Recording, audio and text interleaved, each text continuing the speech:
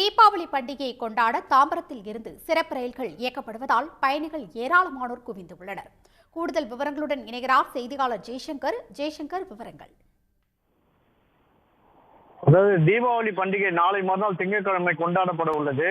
இதனையொட்டி தென் மாவட்டங்களை நோக்கி சொந்த ஊர்களில் தங்கள் பண்டிகையை கொண்டாட அதிக அளவு பேருந்துகள் மற்றும் ரயில்களில் பயணிக்கிறார்கள்.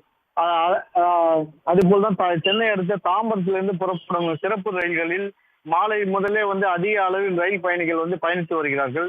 குறிப்பாக அந்த முன்பதிவு இல்லாத பட்டியலில் அதிக அளவு பயணிகள் கூட்டம் அலைமோதி காணப்படுகிறது.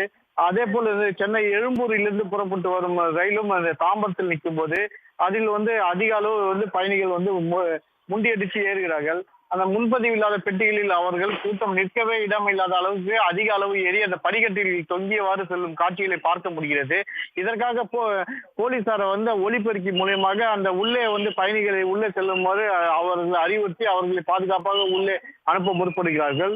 இதற்காக ரயில்வே ஊழியர்களும் இதே போல் அங்கிருந்து இந்த ரயில் பயணிகளை அதிக கூட்ட நெரிசல் உள்ள பெட்டிகளில் மட்டும் உள்ளே செல்லுமாறு வலியுறுத்துகிறார்கள். இதனால் தென் மாவட்டங்களில் செல்லும் அனைத்து ரயில்களும் கூட்டம் அதிக அளவில் பயணிகள் கூட்டம் அலைமோதுவதை காண முடிகிறது. உடனுக்குடன் செய்திகளை தெரிந்து கொள்ள சன் நியூஸ் பெல் ஐகானை கிளிக் பண்ணுங்க.